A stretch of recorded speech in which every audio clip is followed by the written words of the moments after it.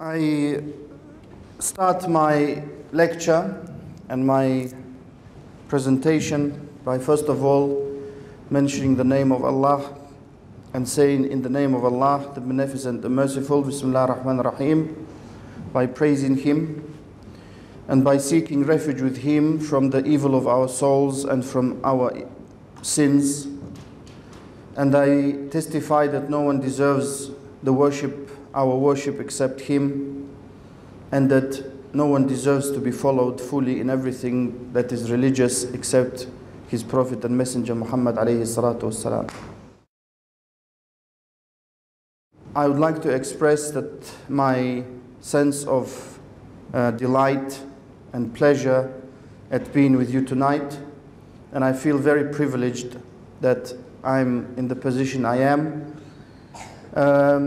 And before we go any further, I just wanted to clarify a few issues. First of all, some of the presentations we did at St. James's Park, the home of Newcastle United Football Club, we had the same forms as you have now, the feedback forms. Some of them I was informed just before the talk just now.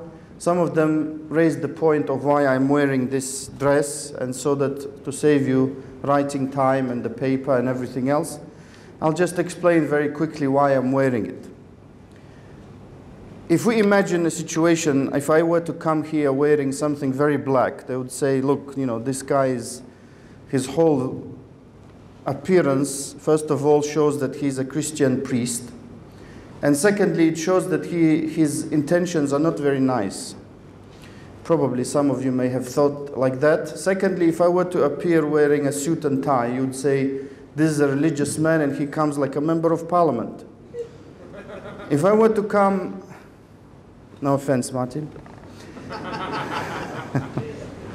If I were to come wearing a t-shirt and shorts, you would rightly say it's completely inappropriate, which I agree with you. At St. James's Park, we could probably get away with it, but not at this venue probably. So, second point that I want to clarify is that when normally I get introduced as, in inverted commas, our man from Russia, and I've mentioned it before, sometimes people think that they expect the person to look like a bear and speak with a funny accent. And of course, unfortunately, I do look like a bear, but I think my accent is not as funny, so I have to disappoint you there. So we will start, inshallah, by the will of God, by the will of Allah, and I will introduce very quickly the issue of Islam and the issue of terrorism. You know it very well, some of you, the issue of terrorism. Some of you may not know it very well. Some of the things that I will say, some of you will know about Islam. Some of the things I'm going to say, you're not going to know. So therefore, our aim, my aim, the aim of the Islamic Society and everyone else from IDC and everyone who arranged this event, our aim is always, as ever, to introduce Islam far from cultural interpretations. That's what we stress all the time. Things like honor killings do not exist in Islam. Far away from misguided opinions, because sometimes we have people who go onto Google or Wikipedia. Of course, you know that Wikipedia can be edited by anyone who has access to the internet. So therefore, you know, it is not really such a source of knowledge as such. But we are in the business of facts. So if some of you like it, we are happy. If some of you don't like it, then that is the way it is. And I will do my best, like my respected brother and friend Saqib has said, I will do my best to go along that path, the path of factual information and presenting Islam as it is, not as the media would like it to be presented. And I will mention the media as well. If you have anyone from the media, get ready to get some stick. First of all, what is Islam? Islam is a religion of all the prophets. Some of you may not know it, but we must believe in all the prophets starting from Noah, whom we consider one of the greatest prophets, and going all the way down in time to Prophet Muhammad alayhi salatu wasalam. May peace and blessings of Allah be upon all of them. And we must believe that they are all noble prophets of God sent to mankind with one message. That message is to worship Him alone, just like we have it in the Ten Commandments, just like we have it in the Bible and other scriptures that were revealed. The first commandment, the first thing that they called to was not to associate partners, not to worship anyone else with God. That was the message of all the prophets. That's what we have in the Quran, the holy book of the Muslims. That is what we have in the traditions of our Prophet Muhammad alayhi salatu wasalam, who told us that we must believe in all of those prophets. And the Quran told us, if we do not believe in even one of them, including Moses, Abraham, Jesus, and other great individuals, then we're not considered to be Muslims. We're not considered to be believers. That is the religion of all the prophets who came to call mankind to the worship of their Creator. Since He created everything, we must worship Him alone. He gave us everything, so we must thank Him for that by worshiping no one else. That is the essence of Islam. The word Islam in Arabic comes from aslama yuslimu islaman, the Arabic word, which means to submit oneself to the will of God, to the will of Allah.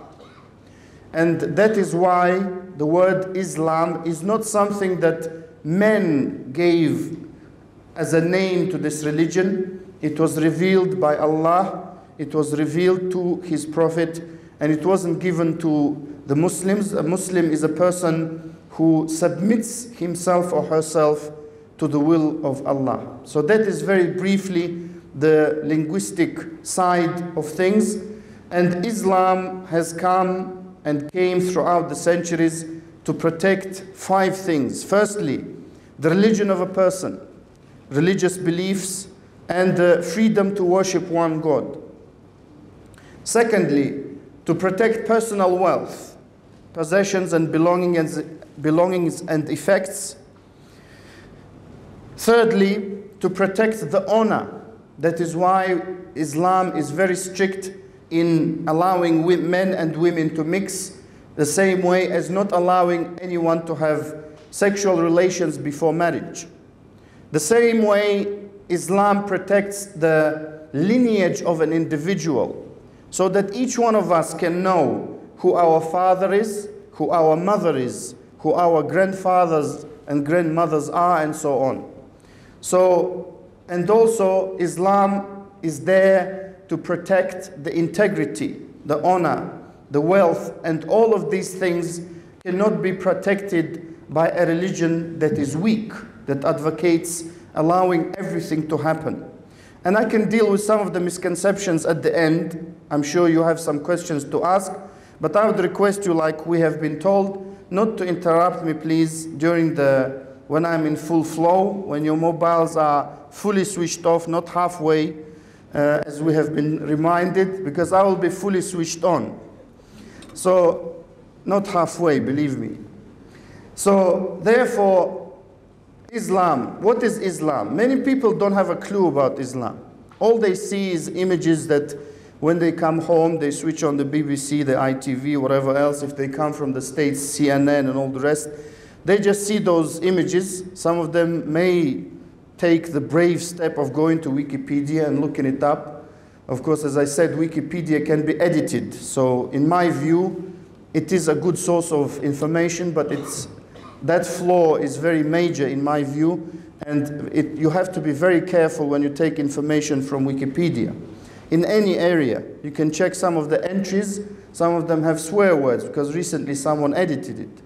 And they didn't have time to actually remove those swear words.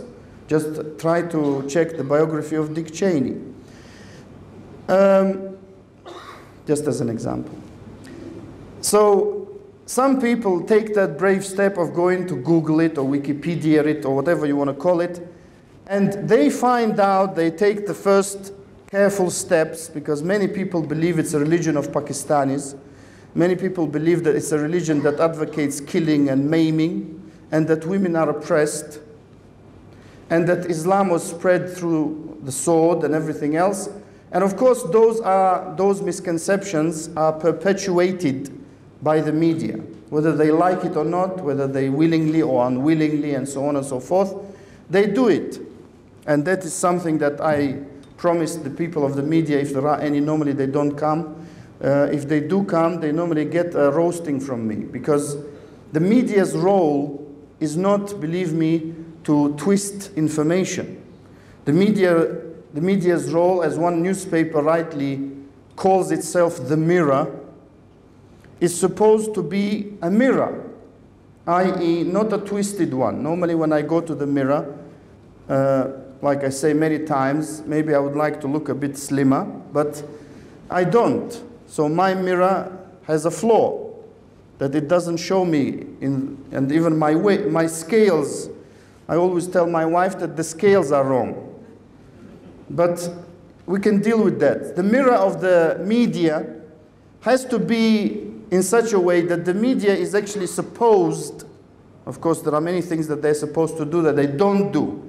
The media is supposed to take information and give it to us, to the public, to the punter. But what happens is that they take information, along the way it gets into the mincer. It gets minced, it gets added the different ingredients, and we have a burger.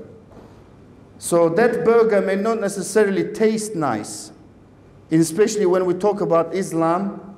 I challenge the media to have 1 week without presenting some article or some program that misrepresents Islam. 1 week only out of the year. And many of the Muslims here, brothers and sisters, they know what I'm talking about. Okay, so 1 week, forget 1 month or a year. We have a problem with that misrepresentation of Islam.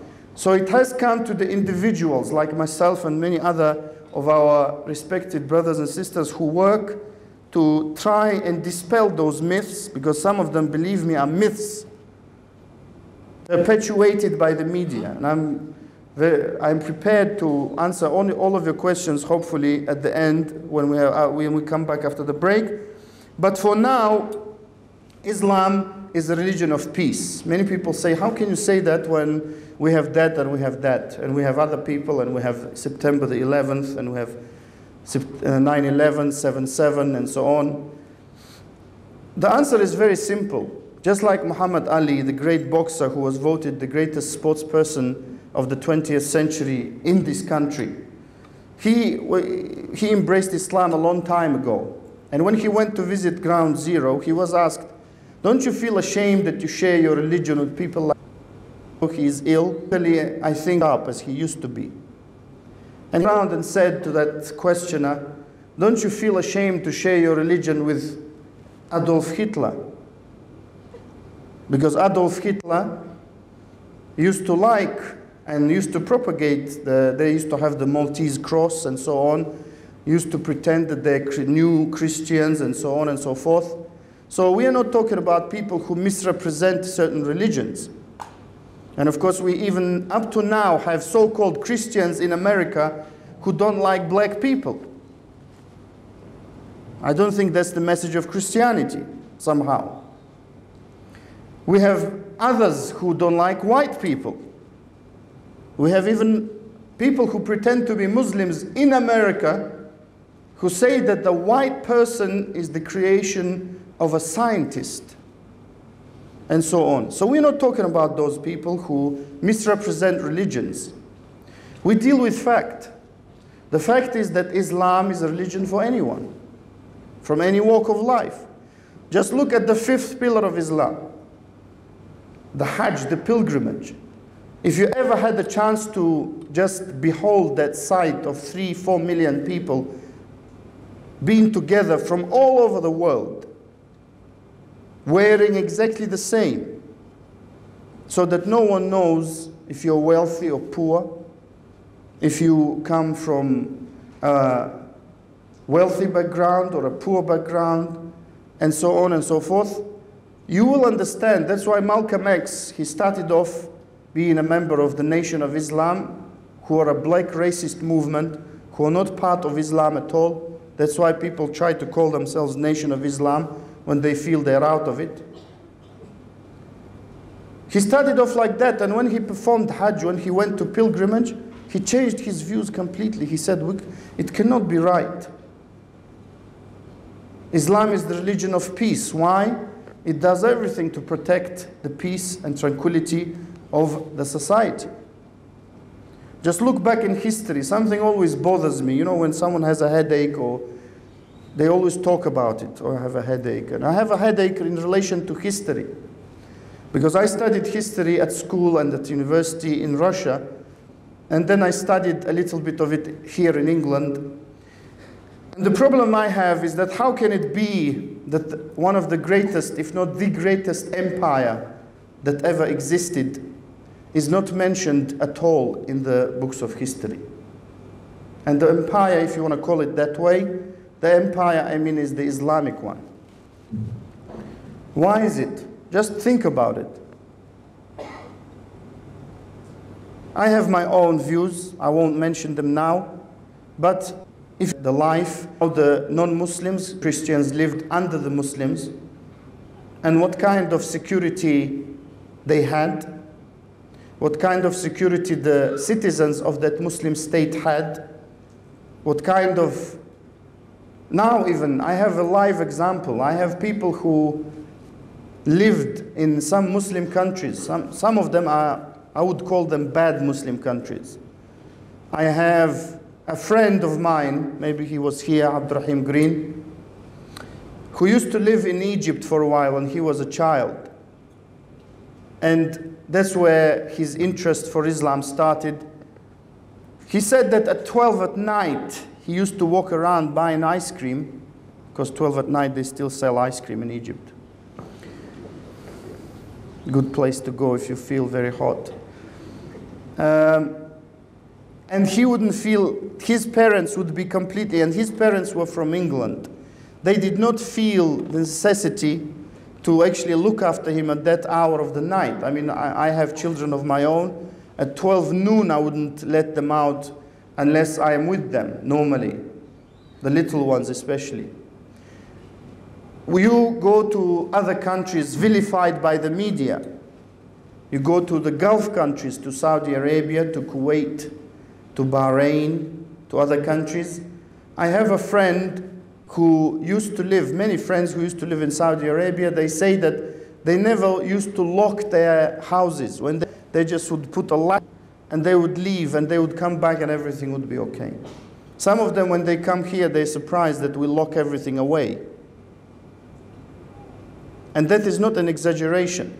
Anyone who lived in Saudi Arabia will confirm that. Of course, not within the expat wall that normally exists between the expat community and the local population. So much for integration, of course.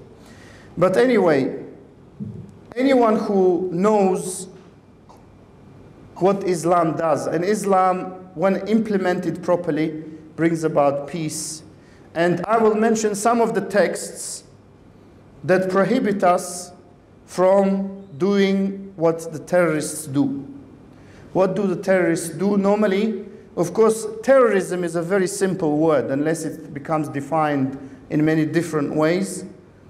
Terrorism is to bring terror, to terrorize people, to bring about incredible levels of fear, where people cannot go about their daily business, where countries cannot function as proper countries, and so on. It can take different levels. You can have a neighbor as your terrorist who terrorizes you. You can have sometimes, unfortunately, I have had the bad experience of a neighbor like that. You can have sometimes at school, classmates terrorizing you, which they call bullying, and so on. And of course, we're not talking about that. What we mean is normally, at least society level, state level terrorism. Of course, the definition, if you notice, if you follow it, and of course normally people don't have any concern to follow the change in the definition of terrorism, unless you are in my line of work. If you follow the change of definition in the word terrorism, you'll notice that it changed drastically within even 20, 30, 40 years. How did it change? Well, it used to be defined as I just said it, bringing terror and incredible levels of fear and fear of attack, fear of for your life and so on, from organizations or individuals that are normally not legal. Now it changed. It started being defined as anyone who represents threat to the ruling and so on, to the ruling elite, or to the, I wouldn't put it that way, but to the government structures and so on. Of course, if you follow that definition of terrorism, which I believe is correct, the founding fathers of America would be classed as terrorists. Because we in Britain know all about that. They just broke away from Britain. And they rebelled against the British. They had a war. They were intent on killing and maiming the British troops. Of course, that never gets mentioned because they're the founding fathers. But we have another example of how it changes over the years. Nelson Mandela, when he was arrested, and the story is very well known, he was arrested on charges of terrorism. He was convicted, he was charged and convicted of terrorism. And yet in 1993, if I remember it right, or around that time, he receives the Nobel Peace Prize. So therefore it changes. Once he was a terrorist, then he was a peacemaker. You can draw your own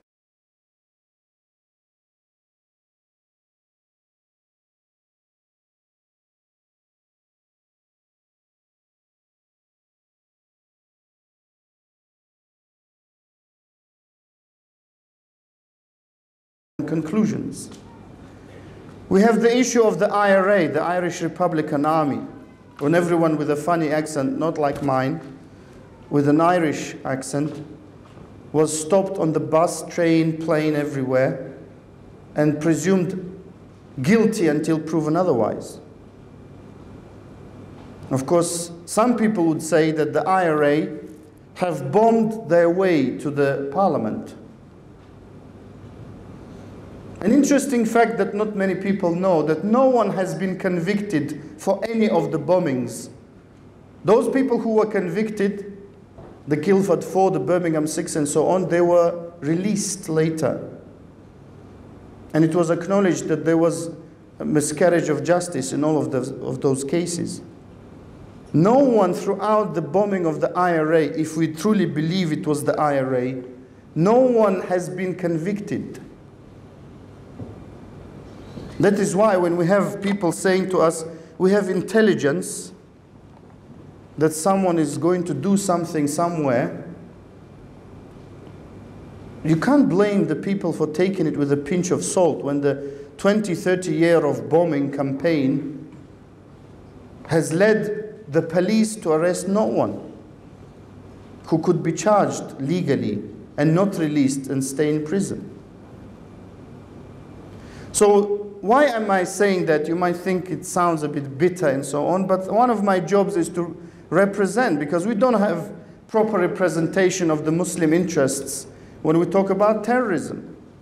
They bring either a person who looks like a terrorist, I don't know if they have any session behind the scenes before he goes on stage and to the interviewer to look like that, I don't know that, or a person who says something completely bonkers about Islam. We do not have anyone, to my knowledge, who would come on television, and I believe that's deliberate, who would come on television and represent the Muslims as they think, as they feel. Because the Muslims feel just like the Jews felt in pre-war Germany. And it's not an exaggeration. That's how many of people I know feel, that they've been made scapegoats. And I always mention the case of Harold Shipman. Why do I mention Dr. Harold Shipman? Because he is the worst serial killer in Britain, in the history of Britain. The known history of Britain, he has killed more than 200 or 240 people over a span of great many years. And if you divide one, who is Harold Shipman, to the number of GPs in Britain, in England and Wales, and you divide 4, who are the people supposedly who blew themselves up on the London Underground and on the bus that was not supposed to be there, by 1 billion, 4 by 1 billion, and 1 by the number of the GPs. Just follow me, it's coming somewhere. It's going somewhere. You divide 1 by the number of the GPs in England and Wales, you get a higher percentage than if you were to divide 4, the number of the suspects, because for me they are suspects, to divide it by a billion. So what does it mean? Some of you may be shocked to know that you're more likely to be killed by your GP than by a Muslim. That doesn't mean, of course, that next time you have an appointment, you vent your anger and say that you are very likely to kill me. Because a lecturer at Northumbria University told me that. But that is the facts. These are the facts. Because what happened was that the Muslims, unfortunately, became, for some reason, scapegoats for something. If it's a criminal matter, there are procedures to deal with that. If you believe a crime was perpetrated, there are procedures to deal in America and in Britain and everywhere else to catch the perpetrators. You cannot accuse a whole ethnic group of individuals that include Arabs, Pakistanis, non-Arabs, English people, everyone else, to be terrorists. And that is one of my, I feel, duties, to represent that and to articulate that. But let us go back to the texts that prohibit in Islam to terrorize anyone. We have an ayah, which is translated as a verse roughly, that says in the Quran, that says, because of that, we prescribed upon the children of Israel. And Israel, of course, is the name of Prophet Jacob, Yaqub. The children of Israel were the 12 tribes of the Jews. Allah, God said, we prescribed upon them that whoever kills a soul, بِغَيْرِ نَفْسٍ, without need for exacting retribution, which is not the job of everyday individuals, it's the job of the state, or without any corruption in the land, then it is as if he has killed the whole of mankind.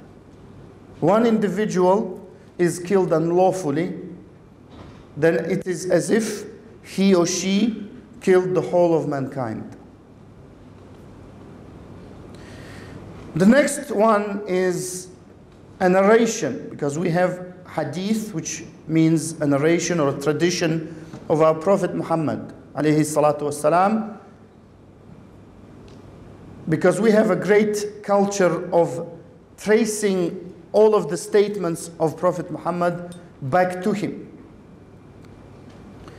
That statement says, whoever kills a non-Muslim with whom the Muslims have a pact of agreement, which normally includes all the people around the world at the moment, then he will not smell, he will not feel the fragrance of paradise.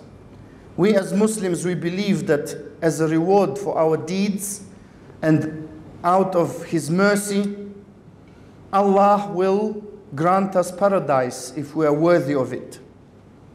We do not believe that you can do your shopping at the supermarket and there is no checkout. You can just walk away and take all the goods. We believe that you must pay for your actions. So the evil people will go to the hellfire, which is the belief of the Christians and the Jews. And the good people who followed and submitted themselves to the will of God will go to paradise. An individual, let alone a group of people who do not respect that and go and kill unlawfully a person who is not a Muslim, because a lot of people think that we have a green light to kill non-Muslims, but we are not allowed to kill Muslims. That is incorrect. Another misconception that is developed and perpetuated by either the media or some other interested parties, I would call them. That individual or a group of individuals will not smell the fragrance of paradise. What does it mean? It means not only will not he enter paradise, but he will not even smell its smell. And its smell is smelt, we find in another narration, at a distance of 70 years. So some of you may say, how is it possible to smell anything at a distance of 70 centimeters, let alone 70 years? The Wright brothers, when they started flying, or let's go back even more, Leonardo da Vinci, when he said a man can fly, they said, you're mad. Birds fly, men walk. Now, of course, we all fly. We're trying to stop it because we are told it pollutes everything. But we do fly, not ourselves, but there are flying machines. So we have those two pieces of evidence. Furthermore, in a state of war, when the Muslims are fighting, some people believe Muslims should not have a right to defend themselves. It's probably a personal belief that is not backed up by any international agreements. It is sometimes expressed privately by some individuals. The Muslims in the state of war are not allowed to kill civilians not engaged in warfare. They do not need the Geneva Convention that no one adheres to. It's just there to shove it down the throats of weaker nations, as far as I'm concerned. They do not need the Geneva Convention. They have it since now we're in the year 1429, according to the Islamic calendar. That is after the flight, the migration of Prophet Muhammad from Mecca to Medina. For that long, for 1400 years, we have had this law of not killing individuals, civilians, old people, monks, specifically mentioned, monks who are worshipping God. We believe that they worship Jesus, which we are not allowed to do. We are not allowed to touch them, let alone children, women, and so on. Men that are not engaged in warfare, you're not allowed to do that. Some people don't know that. It is my job to say it. Also, a prisoner of war. As I said, I mentioned the Geneva Convention, which is very easy to overcome by just changing the wording. Like someone very clever, he thought, invented the word unlawful combatant. So you don't have to respect anything if you just change the wording. We don't have that in Islam. A prisoner of war remains a prisoner of war until proven otherwise. If he is captured in war, whether you call him a centre-half for Newcastle United or an unlawful combatant, it does not change anything in our religion. He remains what he is, or she is, for that matter. So we have the rights of prisoners of war who must be treated better than the normal individuals. They must be fed very well. They must be looked after very well, which doesn't mean we allow them to kill us. That's a different matter. These are rules of war. Once I was doing a stall in Leicester City Centre, and one English gentleman came to me and said, and that's probably something he had prepared earlier, as they say, And he said, look, this verse in this chapter, it says, kill the disbelievers and be harsh against them. How do you explain that? I said, very easy, in a state of war. Who normally fights the Muslims? Normally not the Muslims. When the disbelievers fight the Muslims, we're supposed to be harsh. We're not supposed to be, excuse me, can I hit you that way? If you don't mind. Everyone knows that. You know, realities of war are concealed from the public normally. That's why they have a problem with Al Jazeera. Even though I don't endorse Al Jazeera, I believe they're just like CNN and everyone else in the business of mincing the truth. But some people, they have an issue with Al Jazeera. They say it shows too much gross, these effects of the war and blood and everything. That's what war is about. It's not about a computer game that you play and then you can go home. The realities of war are very grim. That is why with the death of the people who took part in the Second World War, in this country and elsewhere, those realities are very, very distant for people. They do not understand what war is. We find that they're worried about Wayne Rooney's foot more than 500 people being killed in one day sometimes. Who cares about Wayne Rooney's foot except some, okay, maybe lots of people care, I apologize. But I mean, in the scale of things, what is it? Nothing. But that's how the media works. That's how the world works. When football players are sometimes shown on TV more than the Prime Minister. But we do not treat things like that. We must not treat things like that in Islam.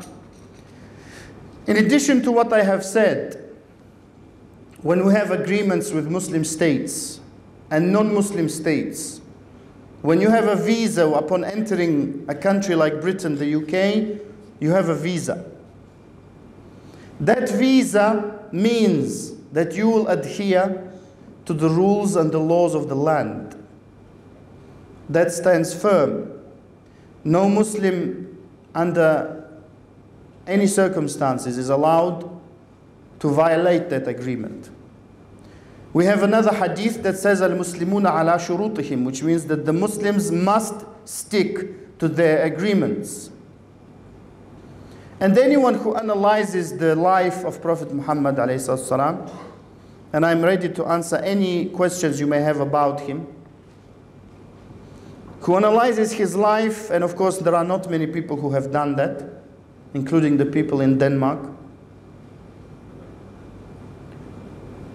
Anyone who analyzes his life will know his utmost respect for his agreements, to the extent that some of his companions were being tortured and killed, but he did not break the agreements due to that.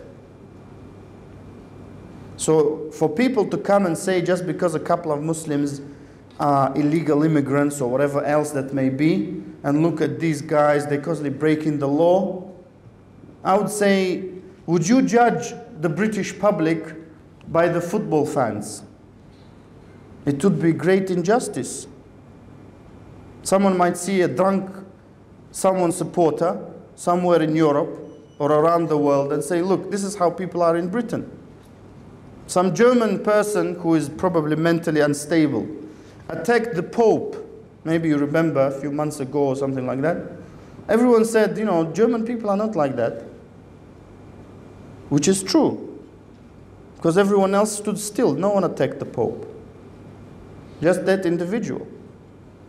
How come is it that when we have someone who may be of a Muslim faith, of an Islamic faith, he or she, when they do something, it applies straight away to Islam, let alone to the Muslims? This is completely incorrect. Such generalizations have been used throughout history to get rid of undesirable people. So therefore, it is incorrect. Something else that deals with the issue of terrorism and bringing terror. Not many of you may know that in Islam, in a state of war, not in a state of peace, because we are talking about state of peace, terrorism occurs in times of peace, not in times of war. In times of war, they're called soldiers, the terrorists, because they bring terror. In times of peace, a Muslim is not allowed to cut a tree unnecessarily. In times of peace, a Muslim is not allowed to cut grass unnecessarily. What is grass? Some of you would say, why is it so significant? But to that extent, how can anyone attribute Islam to violence? They will say sometimes that look at these individuals who post videos on YouTube. I can post a video on YouTube. You can post a video on YouTube. You can film me today talking, put another something behind me, and put a video on YouTube, me threatening someone. That's number one. Number two, even if there are such people who do it, like I said before, they do not represent Islam. 2 or 3 individuals, even 100 people do not represent Islam. Even 1 million people, if they were to do something against Islam and say that this is what Islam says, that would not represent Islam. We need to go to the sources of Islam and understand them correctly and study them, not Google them and Wikipedia them. That is not sufficient. Many of you are students at this university and other places of higher education. You know very well that you cannot study something for 10 minutes and then be an expert on it. And of course we have that on TV. How many experts you know that we as Muslims, when we see them on BBC even, BBC of course they pride themselves, they don't say anything wrong. BBC, ITV, anyone else, or you, of course not to mention the tabloids. How many of those so-called experts you see who completely talk bonkers about Islam? And you think, what kind of an expert is this? If he were in court, he would be completely discredited. If I were a lawyer, it would take me 2 minutes to discredit that individual. That is what I mean. I call everyone present here, if you want to know something about Islam, please go and read it. Talk to individuals who are well versed in that religion. Don't stop someone in the street and say, excuse me, what's your name? Mr. Muhammad? Okay, what do you think of this? What does he think? Nothing. He's just going to the local takeaway or to the corner shop. What can he think? He even forgot to think until you reminded him. That's what they do. Oh yeah, we have 70% of people agreeing, disagreeing. What is 70%? Of those you requested the pool, how many people did you ask? That is not representative of anything. And people use those figures to manipulate anything, public opinion. How many people who were against public opinion and they were right? I just mentioned Leonardo da Vinci, the Wright brothers. Anyone who invents anything new, the public opinion is generally against him. Now people are talking about space travel. Of course, some people believe that it's possible. Some people believe it's not possible for a general Joe public to go to space and see the moon and everything else and pay, I don't know, a couple of £1,000 and come back, because it's extremely expensive.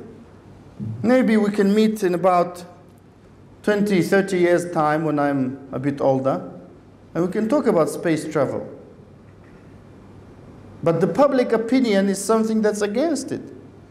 That is why we should not go by the public opinion. When we judge Islam and the Muslims, their actions must be judged against the sources of Islam. The Quran, in its correct interpretation, and the Sunnah, which is the body of evidence and narrations from Prophet Muhammad alayhi salatu wasalam. There are many other examples of our religion forbidding terrorism. There is no even need to mention that. All the Muslims know it. Almost all the Muslims know it. But here I am reminding some of you and maybe educating some of you. There is a narration or a tradition, which we call in Arabic hadith, that mentions that a woman from Banu Israel, the children of Israel, she was granted paradise and she was a prostitute. So she was a sinful woman in the eyes of God. She was granted paradise because she gave a thirsty dog a drink of water with her shoe. Of course, that does not mean she stopped being a prostitute.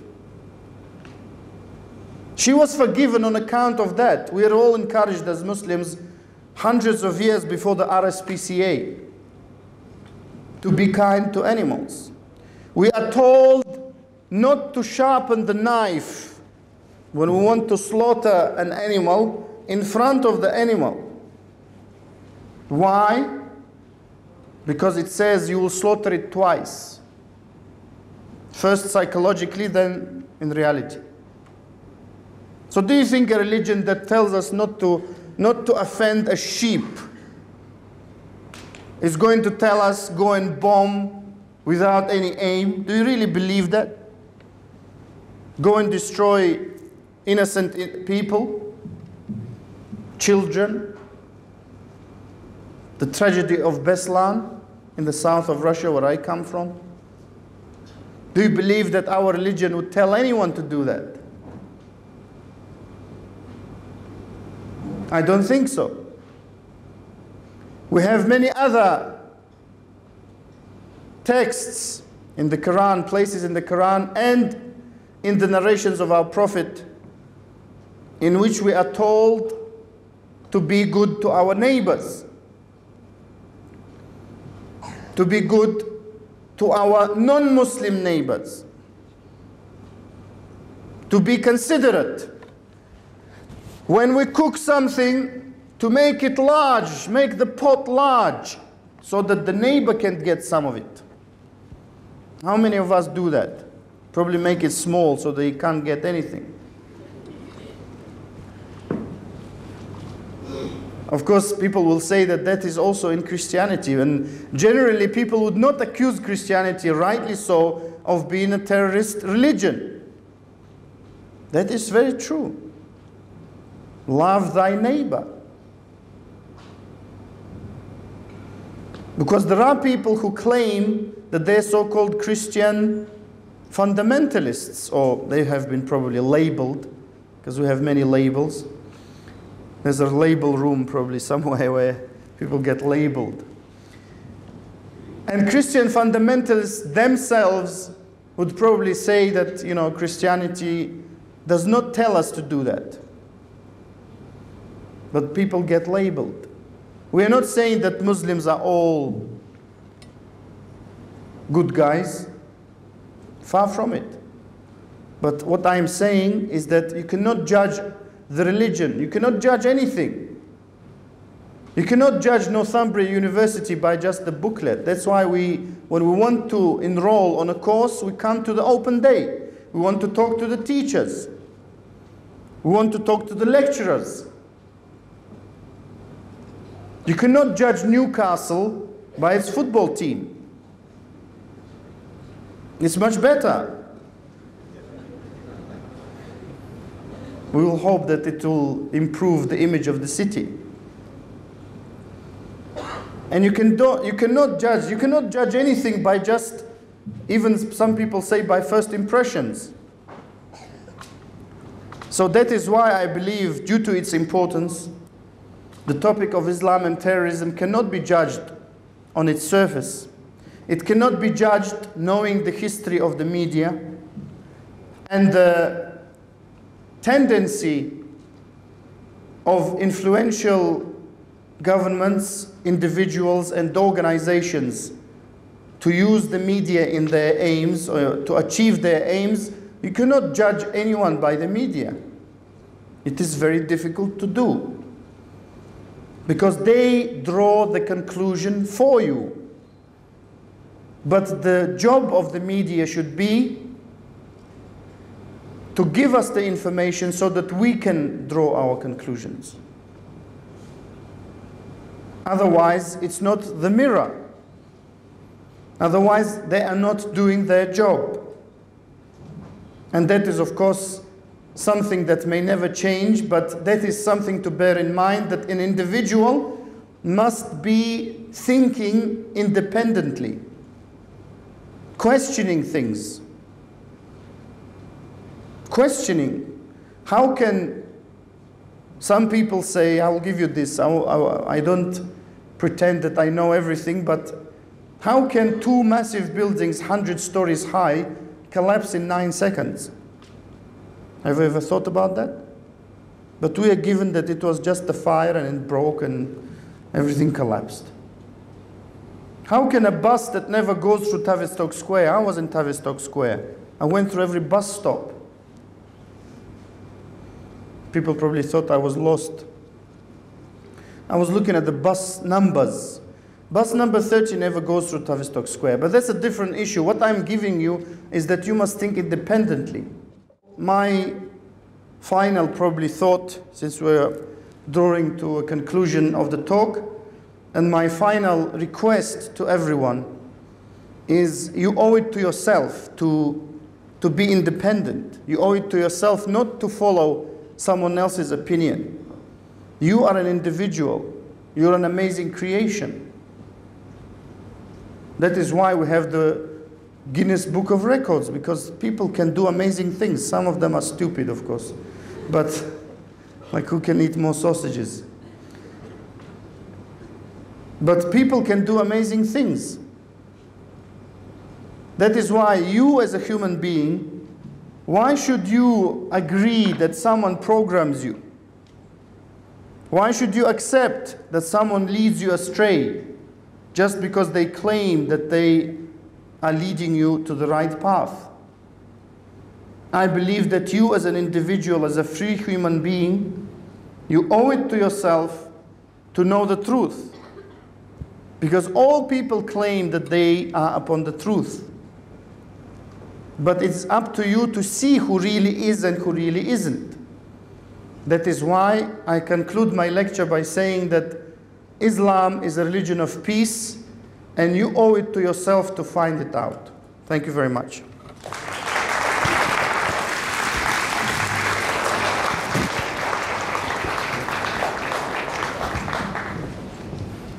Okay, we're going to take a 15-minute break to allow everybody to have... What is unlawful or lawful in reference to warfare in Islam? What is allowed or not allowed? Generally, warfare, when we say warfare in Islam, it means something that is declared or announced or undertaken on the state level. So it's not up to any group to declare that they're an army of someone or whatever else. Generally, it is that decision is taken on the level of the government of the Islamic State. So lawful, unlawful is decided by the scholars of Islam, and if they deem it to be lawful, then they may engage. If unlawful, they will not engage. Generally, that goes back to the religious principles of Islam. So, for example, if the group of scholars that the government generally needs to be to seek advice from, if they deem that the war that is being proposed is unlawful, then, for example, violates the rights and the agreements that have been signed with different states, then of course they will not go ahead with it. And there is no, generally, and that's something I refer you back to history, there's no manipulation of different kinds and sorts, as it happened with the Iraq war and every other war that generally happens. There's a lot of manipulation and behind the scenes activity that goes on normally. Some say that newspapers pander to their readers' prejudices If this is indeed the case, is the misconception of Islam to do with the media truly, or simply the arrogance of the public? Well, it could do with probably the arrogance of the public or personal misconceptions, but when we have an individual who is being introduced as an expert in some field, I mean, I don't know about you, I'm sure that you agree with me that he should not come with his prejudices. For example, if someone is called to testify in a court of law regarding something that, for example, happens in physics or chemistry, or any other field for that matter, and he or she says, actually, you know, I think that, you know, what that scientist said is not really valid, the judge is going to interrupt him and everyone else to just state the facts, not to state your opinion.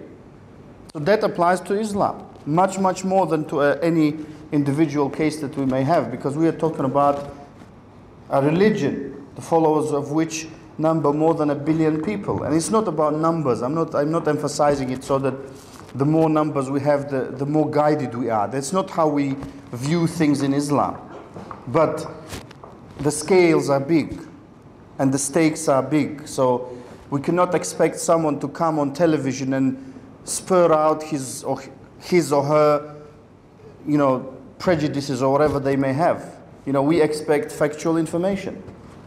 What's the concept of being awarded 70 or something like that virgins in heaven if you do jihad or get martyred in the name of God? Is it really necessary being rewarded like that? I.e. any incentives? P.S. Killing of one person, any race, religion, is killing of whole mankind, as you referred to. Okay, is that the comment, the last thing? Yeah, the last bit was a comment. Okay. Referring to that. Okay, the question was, is it necessary to be rewarded or promised 70 virgins for being a martyr? First of all, the issue of martyrdom exists in every religion, to my knowledge. It exists in Christianity, in Judaism, and other religions. And the martyr is someone who dies in the cause of that religion normally. We consider a martyr to be someone who dies, one of the martyrs, because we have many martyrs. A woman who dies during childbirth is considered to be a martyr. But one of the highest degrees of martyrdom in Islam is a person who gives his life, because that is the ultimate thing that can be given in this world. His or her life in the path of servitude of God and on the battlefield. Where the 70 virgins comes from, I don't know, but the martyrs are promised great rewards. The believers are promised that they will have virgin wives in paradise. So that is what God promised, Allah promised to the believing men to have as reward. And we do not conceal anything. Islam is an open religion, because anyone who conceals normally anything in secret societies or anything else, that normally means it's not really something that people are likely to follow. So that is why, or there may be other reasons, but generally Islam is an open religion. We say that women are promised that they will live with their husbands in paradise if both of them are Muslims and they follow the religion of Islam. But this is what we are promised. I don't know that about martyrs. Martyrs who really did die sincerely for the cause of God, they get the privilege of interceding before God on the day of judgment for many of their relatives. So that is one of the privileges that that person gets. And of course, that is how God rewards his pious servants. With reference to 9/11, can you explain why committing suicide or suicidal can take you to paradise? Please define the concept of jihad. It's a whole lecture. The concept of jihad has been misrepresented grossly. That word has been taken to mean anything other than everything that it does not mean. Jihad in the Arabic language means to, the linguistic meaning means to exert effort in achieving a goal. Jihad in the specific sense of warfare means to protect the Muslims, their religion, their possessions, their lives, as well as non-Muslims, including Jews and Christians, who may be under the protection of the Islamic State, who are not required to join the Muslim army. Now, I want to make that very clear. The people who live under the protection of the Muslim state, who are called Ahlul Dhimma, the people of the protection, the people who live in that state, they are not required whatsoever to contribute to the army in terms of their servitude. Jihad means to implement that, to protect it. That is the right of every state, every individual, to the right to self-defense and the right to pursue legitimate aims. So that is why we say that jihad has been misrepresented. You know, there is no almost media, as I say, because some people have an issue with that. I don't mind if they have an issue with that, because I have an issue with the media. Every time they come and they use jihad is always in the negative context. That's how people get conditioned. Any one of you who studies psychology or anything like that, that's how people get conditioned. That is why when you have a football team who are constantly losing, no reference to anyone, they need to get out of that cycle. They need to know psychologically that they can win. I'm not referring to England or anyone else, or Newcastle United, but I mean that is psychological conditioning. When every day, day in, day out, you get told that jihad means this, people believe it. They don't have sometimes the bravery to go and check it. You know, some people are afraid that they will discover the truth. They'll discover that Islam is good. Some people are afraid of that. They are afraid that their misconceptions will be broken. But jihad doesn't mean that. Yes. What can Britain, I include British Muslims and non-Muslims, do to challenge the negative interpretation of Islam? First of all, it depends. If the person doesn't want to challenge it, of course, he's not going to do anything. And secondly, if the person does want to challenge that negative interpretation, and like I said in the lecture, if you want to seek the truth, then you owe it to yourself. You know, you can't live in an imaginary world. That's why people are very keen. On one side of the world we have Hollywood, on the other Bollywood. And both of them are pumping us with imaginary worlds. One world is that, one world is that. So when we switch off the video, which we find ourselves in the reality. Sometimes it's scary. You know, we were just living in the world of romance and love and songs and dance and everything else. I still can't understand how 500 people can dance together. But anyway, that probably takes years of practice. But people live in a world of imagination. Islam is a religion of reality. That's why many people find it very gross, if I can use that word, when they learn some of the aspects of Islam. Why should private parts be mentioned? Why should that be mentioned? Because Islam is the religion of reality. It doesn't live in a hypocritical world of imagination. That is why anyone who wants to know the truth, he or she will go and find out the truth. It's very easy to do. It doesn't take any money at all. It is free generally. But it helps if you can travel, if you can see the world. And that's how I believe. I believe that Muslims can and have done much more against terrorism than many politicians. That's my firm belief. Because many politicians, they do their best to breed more terrorists. And that is not my belief, that is the reality. If you kill someone's father, who do you think they're going to love you? Just imagine yourself, someone came and killed and humiliated, before killing, humiliated your father, your mother, someone you love. Are you going to be a friend of that individual for the rest of your life, or are you going to swear that you're going to do something? And I'm not saying that people should do anything. I'm just saying that if that happens, what do you think is going to happen? Ask anyone who's even in the course of their everyday life, someone lost a loved one through an accident or through a murder. How do they feel towards that murderer? That's all I want to say, because people who murder breed more terrorism. I'm not sorry to say that. That's just reality. So if you think that we who are preaching the true Islam are breeding terrorism, that's first of all, very sad that the person wants to remain ignorant. And secondly, it's completely wrong. So a person who wants to dispel that and he wants to learn the truth, he or she, they can do it very easily. And that's how we can contribute to the society, because the Muslims, we must contribute to this society. And they do, not only by words, but by everything else, by taxes, by reducing crime rates, and I can back it up with figures. Because if you instill the fear of God into the hearts of men and women before the fear of the police, because the police can't, unlike some films who say that it's possible to predict a murder before it happens, the police can't predict that. They only come to record it normally. Someone has been killed, he was found there, that's it, let's investigate. Because that's all they can do. At least that's what they say. But what I'm saying is that prevention is better than cure. We all know that. That's what our religion propagates. And that is very well seen in many, many countries, in many areas, the Muslim areas. Some people were talking about the notion no-go Muslim area. There's no such area. This is one of the things that some people do to stir a debate, so-called. There's a no-go area. Show me, I come from Leicester. There is a 60,000 Muslim population in Leicestershire.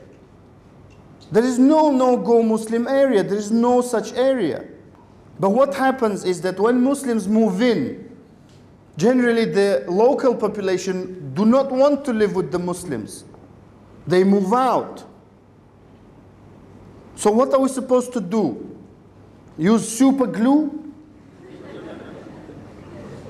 I mean, what is integration? Because that brings the whole thing of integration, multiculturalism. In the 70s, Leicester City Council used to place adverts in Uganda when Idi Amin was driving out all the Asians. They placed an advert saying in the main newspaper in Uganda, saying, do not come to Leicester. We don't have any places for you. And it's a very hard life. Don't believe the stories. Now when you get off the train station at Leicester, it says multicultural city. It's amazing how things can change. Islam doesn't change.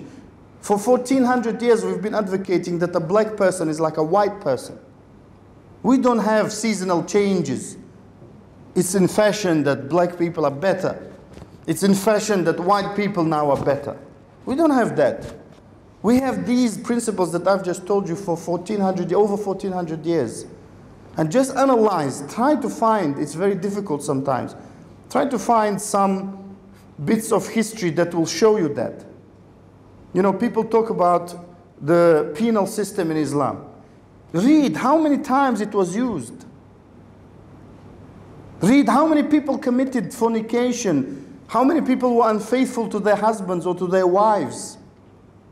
It is mostly for prevention. Read how many people used to steal, and still do in Muslim countries and Muslim areas even. Why is it that it happens? That's something for you to answer. Because that means the person fears God before the police. Some people say in New York and everywhere else, they call it the criminal capital of the world. Now, I've been to New York. In 1990, I went there. They told us, don't come out after 7. Because you can be killed, raped, or something else. Doesn't matter whether you're a man or woman. Anything that moves gets killed. I mean, what's that? Especially in the city center. They said it to us straight. So people are asking sometimes, how come you're saying that, I mean, this is a completely different debate, but the penal system of Islam works and the one that is in America doesn't work. It's very simple, because you do not put the fear of God in the hearts of people. Because you are letting them know that if they get a good lawyer, Mr. Loophole, he can get away with it. I mean, I heard some guy here challenged, when he was stopped for speeding, I won't mention his name, his lawyer, his solicitor challenged the measurement of a mile. He was doing 90 mph on the motorway, not in the city. And they said, let us challenge the mile. Because the mile is not really defined properly in Britain. You know, some people, they say the mile is these many yards, and others, they say these many yards. According to the second one, he was actually doing 70 miles per hour. So if you know that you can get Mr. Loophole like that, you can do 100 if you want. I'm not advocating that. so that no one misquotes me and I get into trouble. I think first of all we have to understand what he wanted to say, what he meant, before we go off. And because today I was listening to the radio in the car and someone was going off saying, how can he make such a comment, and he's advocating that honor killings must be implemented. I mean, that's what, he never meant that. First of all, we must be just to the individual concerned. What did he say? And then we make a comment on that. So I didn't hear it myself. If he meant that parts of Sharia law are implemented or will be implemented in Britain, that's already happening. We have interest-free accounts. HSBC offer a money trust where you can, according to their claim, you can have interest-free banking. Who amongst us wouldn't like an interest-free loan? I don't see any hands. Interest-free loan, all of us would like an interest-free loan. That's what Islamic Sharia advocates, because it tells us that to charge people for borrowing money is unjust. That's just one aspect of our religion.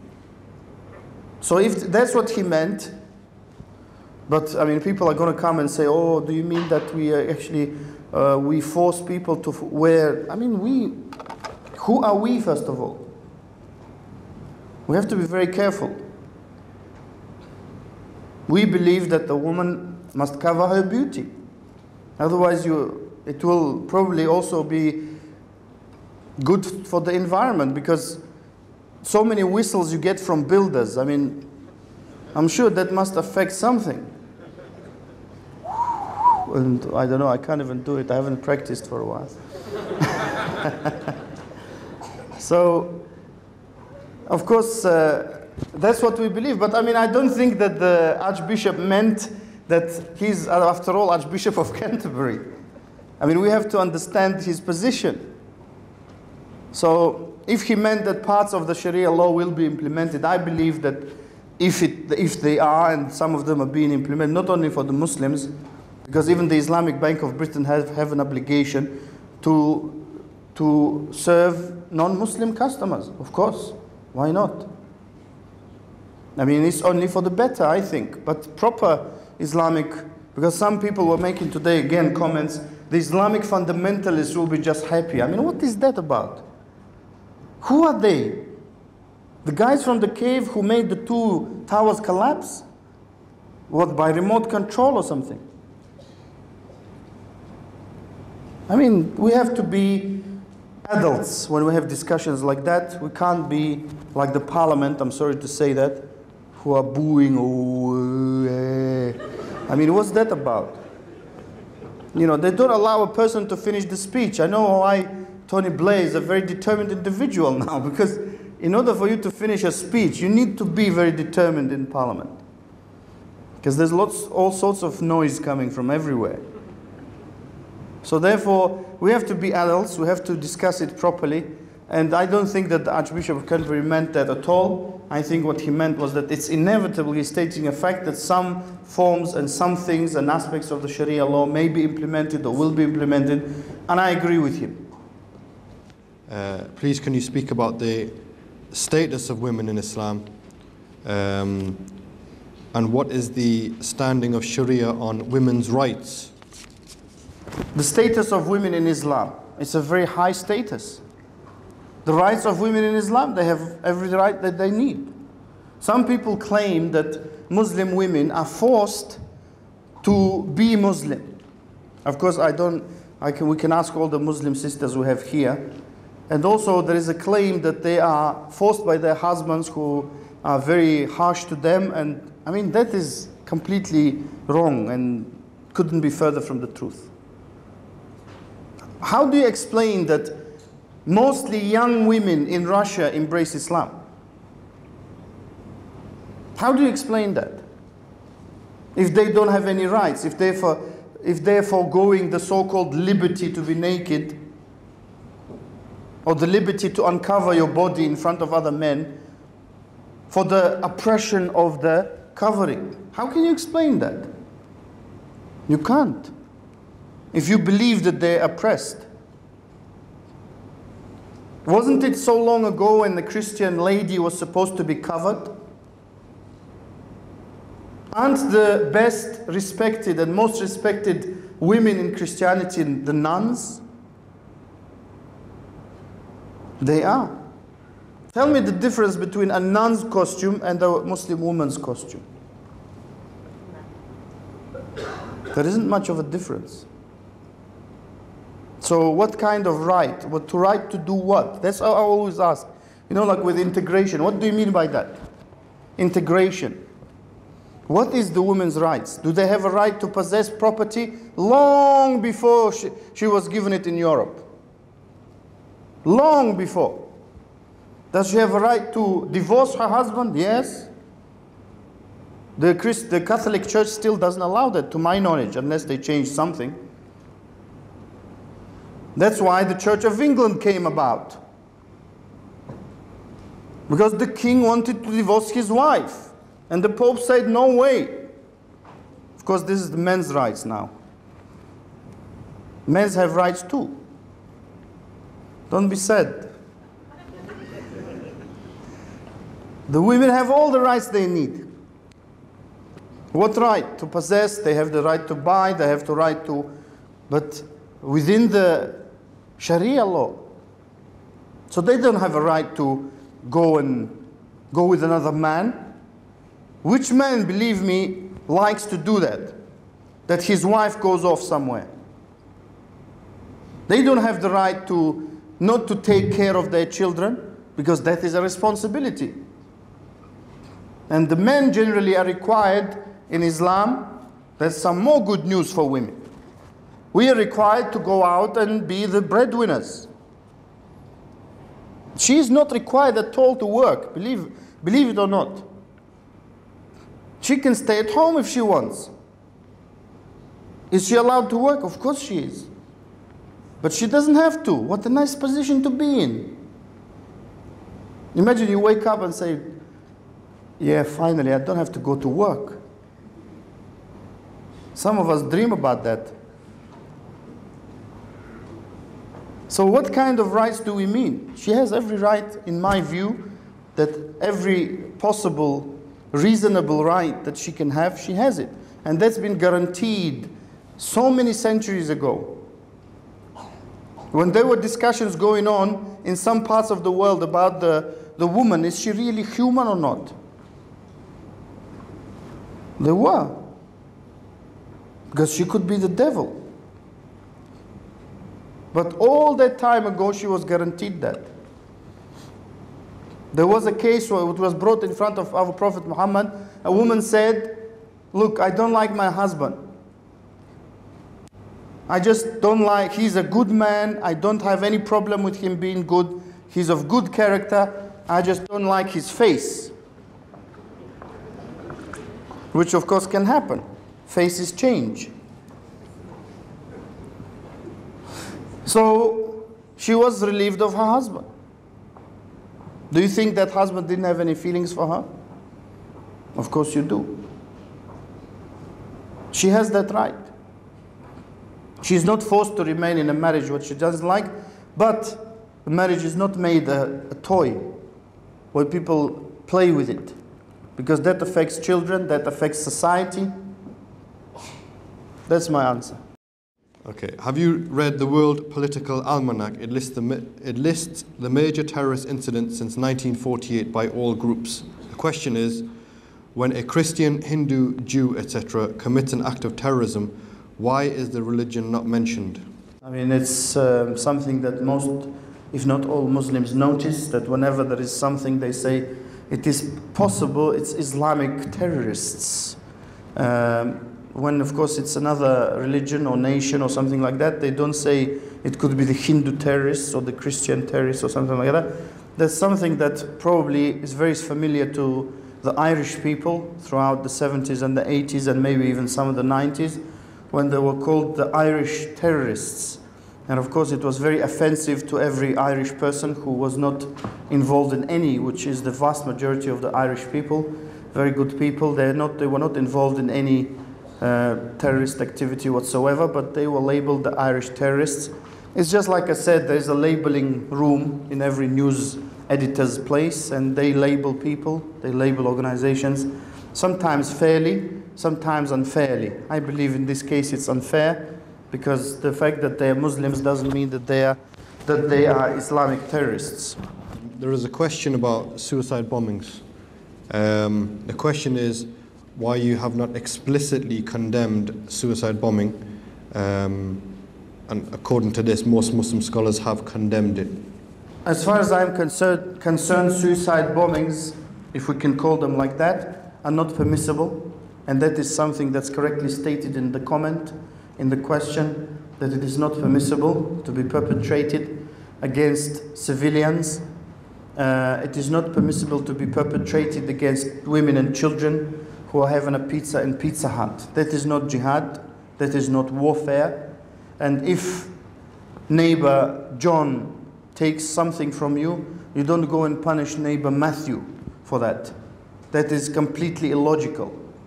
So that is logically and Islamically, and even militarily, it doesn't make sense. So therefore, there are people who want to do things, there are people who want to justify things. That's a completely different issue. We in our religion are told that anyone who kills himself will do so in the hellfire, meaning killing himself exactly the way he killed himself in the world for a very long time. So therefore, we do not approve of it. All the normal major scholars condemned it. Long before Osama bin Laden was known to the West, long before that, Osama bin Laden himself was written to by many scholars in Saudi Arabia and other countries, which of course is not highlighted almost anywhere unless you come to a lecture like this. But Osama bin Laden was known to the Islamic scholars long before he was known to the Western public. I wouldn't say to the Western agencies, because that's not the case, but to the Western public. So that is why suicide bombings are a lot. I'm not connecting Osama bin Laden with suicide bombings, I'm just giving an example. Because if you go to the FBI website, just a point to mention, I don't go there often, sometimes I check it for the most wanted. If you go there, the 10 most wanted, 9 of them are drug dealers with Spanish or Latin American connections, generally Spanish names and so on. And of course, number 1, Osama bin Laden. If you look at the list of crimes he's wanted for, 9/11 is not one of them. And I find that very peculiar. And it doesn't have a direct relation to the question, but I just think that with the FBI acknowledging that they don't have sufficient evidence to charge him for that, it's, food for thought. How can we contribute to helping the injustices in the Muslim world and disadvantaged third world countries to change? Today's lecture is to present Islam and to present its stance on terrorism. But just to quickly answer the question, I mean, it's a very complex issue. You can't just solve it overnight. I don't believe it will be solved within the next 100 years. But it's a long-term view. We must all return back to the teachings of true Islam and to implement them so that we adjust with people, so that we do not wrong anyone, so that we understand issues correctly, not based on emotions. And then, of course, if we do that and we wait patiently, there may be a change. From all that you have told us, would you say it would be better to educate the Muslims first? Some Muslims are the ones propagating such ideas of terrorism. Yes, of course. We must not forget the Muslims, the Muslim youth, and the non-Muslims as well. We do a lot of work, I myself included, in propagating and teaching the correct Islam. But I do not buy the notion that was floated after July 7th bombings in London, that all of the Muslim youth and all of the mosques around Britain are propagating terrorism and things like that. That is completely wrong. I do not know of, I used to know of one mosque that was leaning towards that. I once had the unfortunate chance to pray there. That was Finsbury Park Mosque, where Abu Hamza used to preach before I had a very nasty feeling when I prayed there. But that mosque, as far as I know now, has been changed. The whole structure, the management structure and everyone else has changed. That is not the rule, believe me. For those of you who have not been to a mosque, that is not the rule. So, of course, we must educate, I believe, but there is a problem, I believe, in the Asian and Somali and other communities where they do not have a good link with the youth. And that sometimes is down to the language barrier, sometimes it's down to some other barriers. But I do not believe that the Muslims need to be told, do not go and bomb somewhere. But we do need to emphasize the issue of understanding. I believe we must emphasize more also to Muslims and non-Muslims alike the benefits of the mixing between the communities, because a lot of non-Muslims, English or otherwise, they do not have the inclination to mix at all. Then they say that we don't integrate. And of course that happens also on the other side. Sometimes the Asian community, the Pakistani community, the Indian community, we have in Leicester a very large Indian community. They do not sometimes, in my view, come forward. They're too closed within themselves. I believe it doesn't mean that, you know, we should be like Michael Jackson, try to change the color of our skin and integrate. I do not mean that, but I mean, and of course after that he sings, doesn't matter what color you are. But apparently it does. So I mean that the people need education from both sides, but I believe that if we have more events like these, and if we have such such nice audiences like you have been, a great audience, I thank you for that very much. If we have people willing to listen, willing to understand, then I believe we can change it. It's not an idealistic view. It's a view I believe which is realistic. And a lot of people do not know a lot about Islam. A lot of Muslims may be also pleasantly surprised when they go out of their no-go-out areas, which some of them unfortunately do. They don't go out much to the other areas, and they don't mix. Generally the elderly population, they probably have mixed enough. But I believe that the general thrust of the work that is being done by many people, which is to educate, and I challenge, which I have done many times when I came to St. James's Park, I challenged the BBC to give me 9 p.m. slot at any weekday or weekend for 1 hour. I challenged them to give me that. They won't do it as far as I know. ITV, Channel 4, anyone.